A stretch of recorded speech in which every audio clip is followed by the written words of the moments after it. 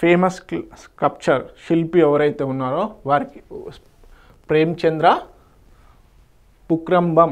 Okay, వీరికి లలిత కళా academy award అనేది రావడం జరిగింది. ఏ ఈవెంట్లో రావడం జరిగింది, అదేవిధంగా ఏ స్కల్ప్చర్కి గాను, ఓకే, ఏ శిల్పానికి గాను రావడం జరిగిందనేది చూద్దాం.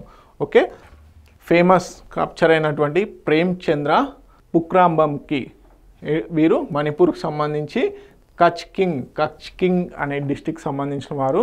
వీరికి లలిత కళా అకాడమీ అవార్డు అనేది రావడం జరిగింది. సో బేసిక్గా ఇక్కడ 64th నేషనల్ ఎగ్జిబిషన్ ఆర్ట్ 2025 ఈవెంట్లో భాగంగా వీరు మేడ్ మీ చేంజ్ అనే ఒక శిల్పాన్ని చెక్కడం జరిగింది. ఓకే, ఆ శిల్పానికి గాను లలిత కళా అకాడమీ అవార్డు అనేది రావడం జరిగింది. లలిత కళా అకాడమీ వచ్చేసి న్యూఢిల్లీలో ఉండడం జరిగింది. నేషనల్ ఎగ్జిబిషన్ ఆర్ట్ని కండక్ట్ చేయడం జరుగుతుంది. సో ఆ ఈవెంట్లో ఎవరైతే మంచి శిల్పాలు చెక్కారో వారికి అవార్డు అనేది ఇవ్వడం జరుగుతుంది, లలిత కళా అకాడమీ అవార్డు. సో ఇప్పుడు ప్రేమ్చంద్ర గారికి ఇవ్వడం జరిగింది.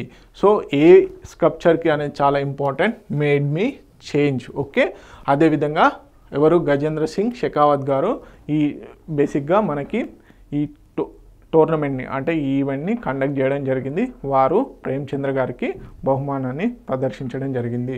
ఓకే, తెలుగు మీడియం అభ్యర్థులు ఎవరైతే ఉన్నారో ప్లీజ్ నోట్ ఇట్ డౌన్.